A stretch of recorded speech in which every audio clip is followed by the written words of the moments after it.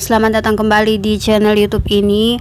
Pada video kali ini saya akan memberikan sedikit informasi mengenai pengkajian status nutrisi atau status gizi lansia. Pengkajian ini diperuntukkan bagi mahasiswa keperawatan ataupun mahasiswa kesehatan lain, serta untuk umum jika Bapak Ibu memiliki lansia di rumah dan ingin mengetahui seperti apa status gizinya, silakan diikuti pengkajian ini.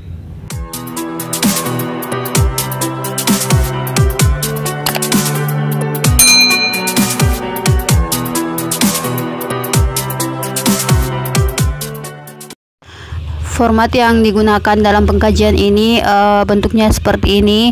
Ini namanya Mini Nutrition Assessment atau MNA yang dikutip dari Miller 2012. Sama seperti pengkajian pada umumnya, yang pertama yang harus kita perhatikan atau yang harus kita isi adalah identitas klien. Identitas klien di sini terdiri dari nama, jenis kelamin, usia, berat badan, tinggi badan, dan tanggal pengkajian. Selanjutnya kita akan masuk ke dalam poin yang kedua, yaitu screening. Nah, di screening ini kita akan berhadapan dengan 6 pertanyaan yang bisa kita tanyakan ataupun kita lihat langsung pada lansianya. Yang pertama, apakah asupan makanan menurun selama 3 bulan terakhir karena kehilangan nafsu makan, masalah pencernaan, kesulitan mengunyah atau menelan? Jika jawabannya asupan makanan menurun drastis, maka dikasih poin 0.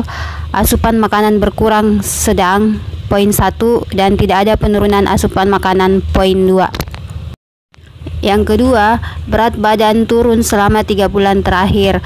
0 jika turunnya berat badan lebih dari 3 kg, 1 jika tidak tahu, 2 jika berat badan turun antara 1 dan 3 kg, dan 3 tidak ada penurunan berat badan. Yang ketiga, mobilitas. 0 jika tidak bisa keluar dari tempat tidur atau kursi, 1 jika bisa keluar dari tempat tidur atau kursi tetapi tidak keluar rumah, dan 2 jika bisa keluar rumah. Yang keempat, telah menderita stres psikologis atau penyakit akut dalam 3 bulan terakhir. 0 jika ya, dan 2 jika tidak. Jadi di sini tidak ada poin 1, hanya ada 0 dan 2. Yang kelima, masalah neuropsikologis. 0 jika demensia parah atau depresi, 1 jika demensia ringan, dan 2 tidak ada masalah psikologis.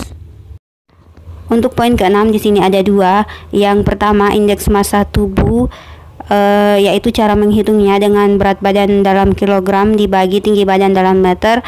Jika nilainya kurang dari 19, maka diberikan poin 0. 19 sampai kurang dari 21 diberikan poin 1.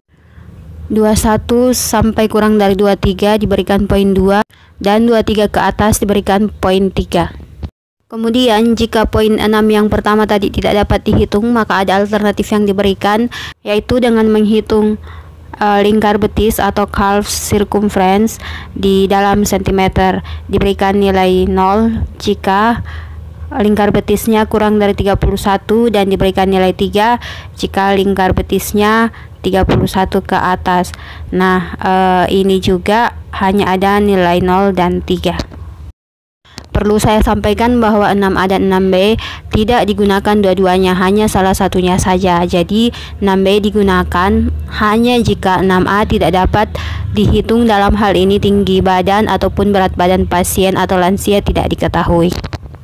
Nah, setelah kita mengetahui nilai untuk setiap bagian, maka selanjutnya adalah menentukan status nutrisi dari lansia itu. Jika nilainya atau poinnya berada di antara 12 sampai dengan 14, maka status gizinya normal. Jika 8 sampai 11, maka ada risiko malnutrisi, dan jika 0 sampai 7, maka lansia tersebut adalah berstatus malnutrisi atau kekurangan gizi. Demikian yang dapat saya bagikan pada video kali ini untuk mahasiswa profesi nurse yang sedang berada di stase gerontik, khususnya untuk mahasiswa Unsrat. Silakan mengisi poin pengkajian fungsi 3S dan nutrisi dengan memasukkan status nutrisi dari pasien kelolaan Anda. Terima kasih, semoga video ini bermanfaat untuk siapa saja yang menontonnya.